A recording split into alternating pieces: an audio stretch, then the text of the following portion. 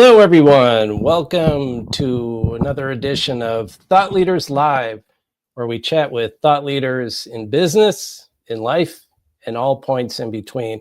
Sorry for a little delay in getting us going here, little technical difficulties. Excited to be joined by Cassandra Toroian, the co-founder and CEO of Ruley, an AI-powered smart referee mobile app ecosystem designed to make sports fairer, more accessible, and more fun. Cassandra, thank you so much for joining us today. Hi. Oh, thanks for having me. Thank you. You bet. Well, let's just start out by getting to know you a little bit and know a little bit more about Ruley. Can you tell us a little bit about yourself and how Ruley all came together? Well, I guess you'd call it serial entrepreneur at this point, although to me that phrase entrepreneur kind of means you kind of just have done a bunch of stuff, but I consider myself an expert in some things. So I have a background in finance actually, and was in that for a long period of time, sold my last company about 2 years ago. And basically was completely burned out by that. And um, just started developing some things that I had been thinking about for a couple of years on the tech side, and sort of stumbled upon this concept of rules rules for sports that people don't realize. Nobody realizes that the importance of them. We are such a sports oriented society, whether we're a player, a spectator, a fan, um, bet on sports, whatever it is, we're surrounded by sports. And yet we don't actually know the rules that well unless you're a referee or a really, learned sports athlete, at an elite level, and even then they don't know them. We often have situations when we're playing that we end up bickering, or we don't, or or parents end up bickering with a coach or referee. And so when I started thinking about technology, I realized I had a need for it, particularly in the sport of pickleball. It's how I kind of came across this. I was kind of shocked at some of the people on the courts around me bickering at the net about the rules. Oh, yeah. And I grew up playing tennis. We didn't really have that issue. And even if we did, there was sort of this, I don't know, higher level of etiquette, sportsmanship, where things wouldn't really get nasty. Um, but with the pickleball, I realized I wasn't going to feel comfortable going back on that court unless I had the rules with me. And that meant printing them out, 70-page document to carry around in my bag, or having the PDF document on my phone to try and, zoom it and figure out the answer. Neither of which seemed like really great solutions.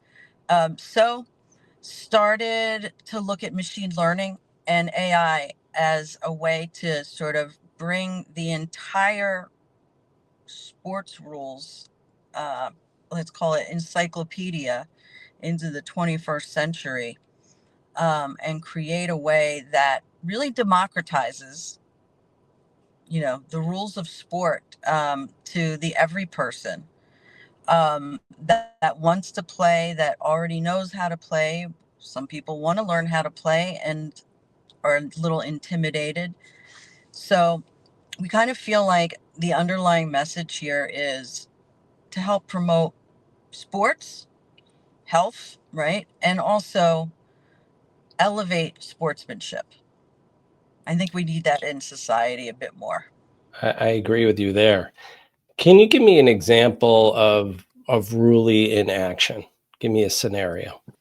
Sure. So, right now you could go on the App Store and download. We have four, let's call it minimum viable products out there that are really great examples of for sports that some of which are new, some of which are long traditional sports, but have some rules that can confuse people. So you can go download Ruley Pickleball right now, and you can actually have it integrate with your iWatch, if you have an Hmm. iWatch.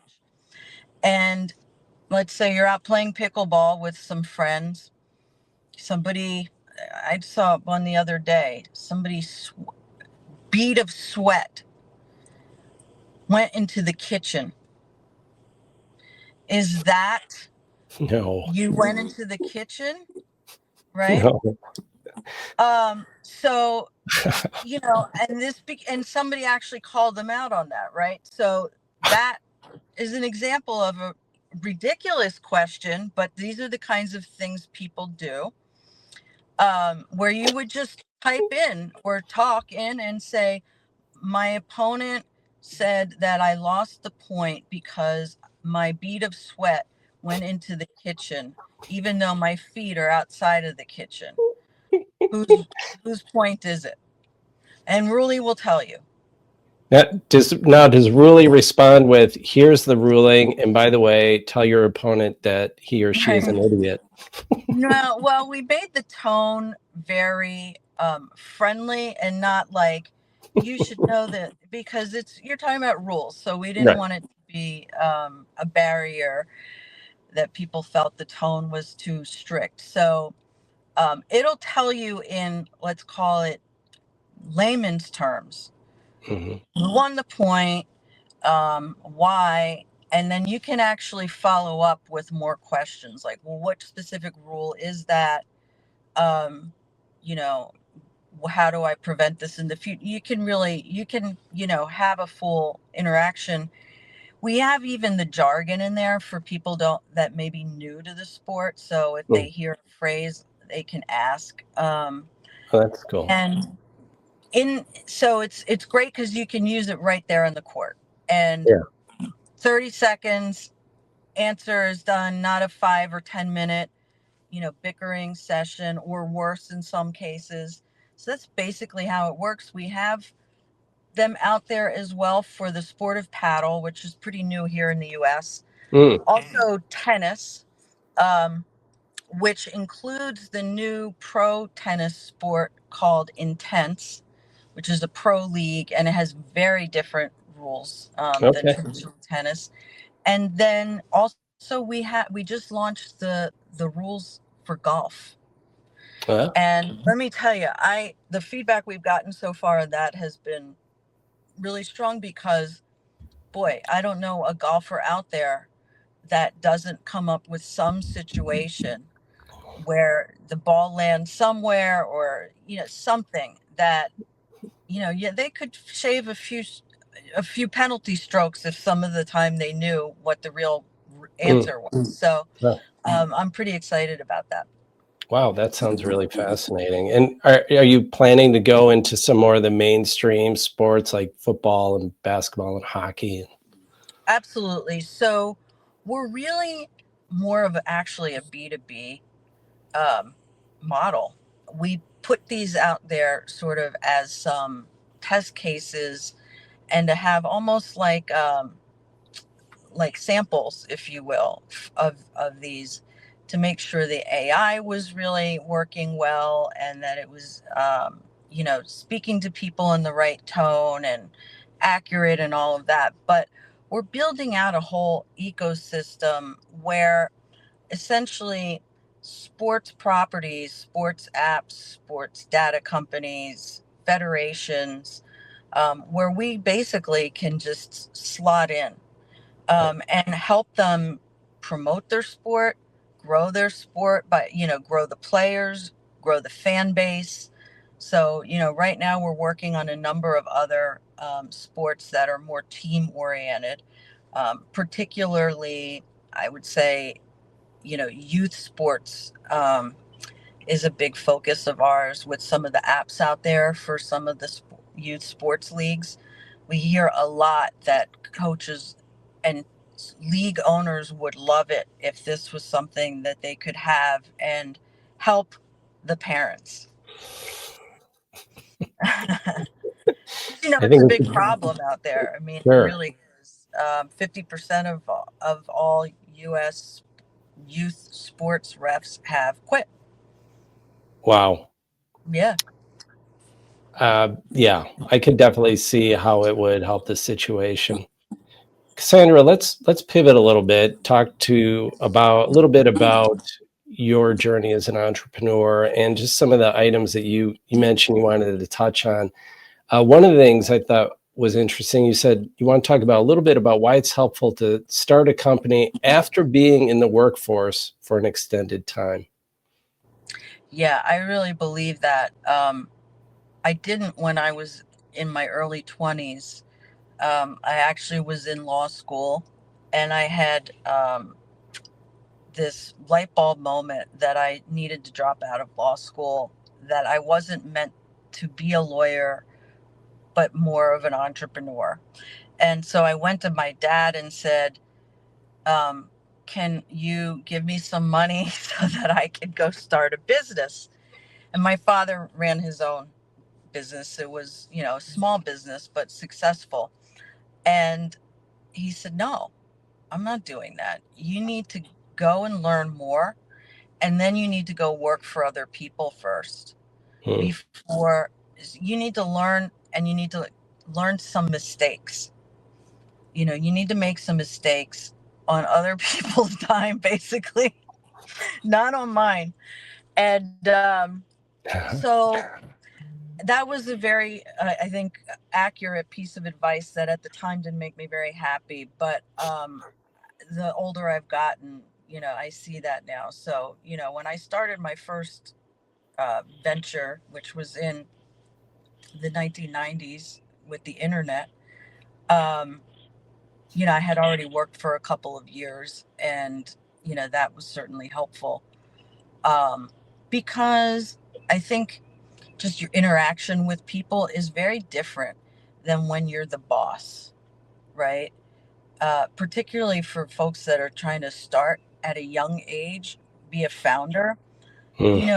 You're 20 some years old and you're hiring people, or you should be hiring people in to help you that have a lot of experience, which means they're probably older. And so that dynamic is very different than, you know, if you were truly coworkers. So I just think there's a certain aspect to it on the social side that's important. Plus, just life experiences um, create wisdom, and wisdom helps create less mistakes. And less mistakes are what investors are going to want to make sure you try and avoid. So tell me a little bit, Cassandra, about, you said you've sold two businesses. Yeah, I've sold a couple of companies along the way, or in Okay, one case, my stake in a company that I had helped start back in the early 2000s. Yeah, sure. so my last business I sold about 2 years ago, actually. Okay.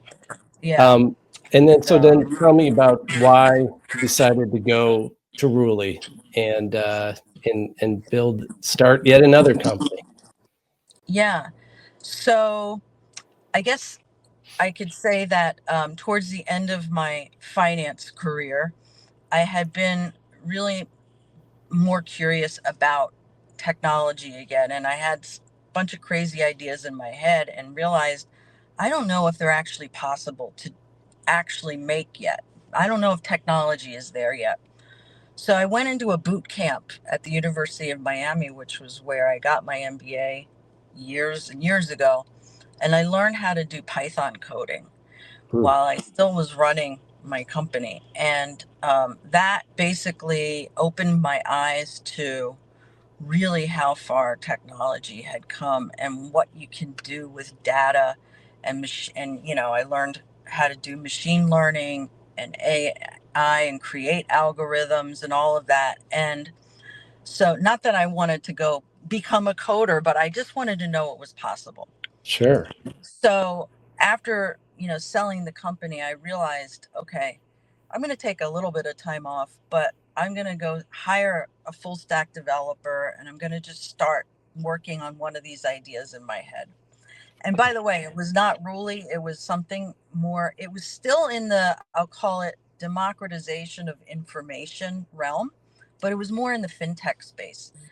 And so basically, like so many times we hear necessity's the mother of invention. I went out to play pickleball that one time and had this experience with the rules, and that created the entire sort of impetus for Ruley. Wow. Interesting. Yeah. So let's talk a little bit, kind of move away from Ruley, and I want to talk about your role because I found you on LinkedIn.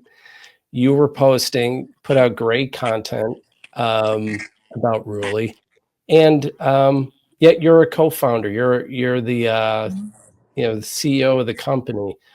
Why did you decide as a founder to get engaged in the marketing like you are? Why did you make that strategic decision? Isn't that just marketing's department? Well, I think because a couple of reasons. One, I think it's very different than other social media, if you will, and I felt like it was the right place for trying to find the sorts of people that I knew we needed to connect with, to do business with, and to really start to build contacts in, let's call it, the sports community. My background was in finance. I didn't have a Rolodex full of, people in the sports business. So I took it kind of from that approach. And, some of our advisors really felt that because this is a simple idea, but the underlying message really does have to do somewhat with, sort of elevating society in some way, on some level, right? That, it was suggested to me that some thought leadership would be good to kind of see what other people thought, right? It's not a one-way conversation, what, Interesting. because I think this doesn't mean anybody else that couldn't. Maybe it's not a problem. Maybe I'm way off. Maybe I'm wasting my time. So I viewed it as a way to interact with lots of people in an environment where it was more business oriented. So almost kind of an agile approach where you're testing some concepts, sharing some ideas, and getting some kind of feedback. And has that worked? Has that been proven effective for you? Absolutely. And in fact, I over the years, I had a LinkedIn profile for a long time, but I really never understood these people that, made it a goal to have, hundreds of thousands of followers. I connected with the few people I knew in real life and maybe a little beyond that, but I never really leveraged LinkedIn until starting Ruley and understanding um, that it was really a way for me to find people that, I felt we should be talking to for our plans. And I'll tell you, I spend a lot of time on LinkedIn now. And it's given me the lay of the land for a lot of different sports. I have met lots of people that we now do business with, in all different facets. So, LinkedIn can be a really powerful tool if you use it properly. I think I get a lot of, you know, requests to connect. Um, and, I laugh because so many of them are people trying to uh, they're consultants, they're coaches, things like that. And that's fine. I get it. I get they're trying to grow their business too, but I often wonder if they're using too much automation in however it is they're trying to contact people, because you know why would you be trying to convince me to be a client, right? If you looked at my bio, what in there says that I need some sort of you know spiritual awakening, mindfulness coaching. I mean, Right. so as an example, right? I mean, that's just one example, but yeah. So, I try and connect with most people out there. I think I do have one pet peeve is, you know, if you're from a different country and your LinkedIn page is in another language, right? Like, what possible way is that, does it make sense to you that we should connect when, you know, you're on the other side of the world, which is fine. I do business with people all over but clearly if you're in another language, that tells me that, you're really focused on people within your own country, or it would have been in English. So I don't know. Yeah. Well, I hear you, and I agree with you on that, especially a lot what you said about the cold intros. I always like to see, first of all, is this somebody I'd want to talk to and do business with, and look at their content, react to their content, see if, it's a good fit for me as well. So it's, I always react and look at their content first, and get some sort of rapport going that way. But I did want to ask you something about, in terms of how you're using it in your generating content and you're making connections. So you're building your network as well. And obviously you're probably trying to make connections with potential business sources. How do you do that? Do you just rely on your content, or are you reaching out to people? Um, I'm personally reaching out to people that I'm interested in talking to. I just hit the connect button, the request to connect. Sure. And most of the time, they'll accept it. Some of them just sit there because they're not really active on LinkedIn. But sometimes,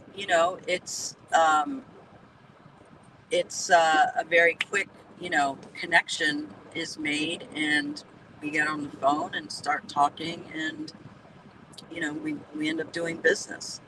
So yeah, there's a proactivity there. I'm not waiting for anybody to come to me. I'm curious, any particular types of content that you produce you find more effective than others? Well, I would say, of course, the whole concept of storytelling, right, is big on, um, you know, LinkedIn, because it's more connection with the person, as opposed to something that's very could be AI written or whatever. So I would say, the stories where it relates back to me on some level personally. Sure. Well, thank you for the insights. I'm sorry about all the technical glitches. Just If someone wants to get in touch with you and learn more about Ruley, how should they do that? Well, they can visit Ruley.ai to learn a little bit more. And also, I assume they're on LinkedIn, so they can just look me up and, send me a message or invite or whatever they're looking for. Well, I really value everything you shared with us, and I'm so happy finally we have an answer to the errant sweat droplet question that's plaguing the pickleball world. Right. Very important. Very important. Wow. Thanks again, Cassandra. And thanks everybody for joining us, and we'll see you next time on Thought Leaders Live. And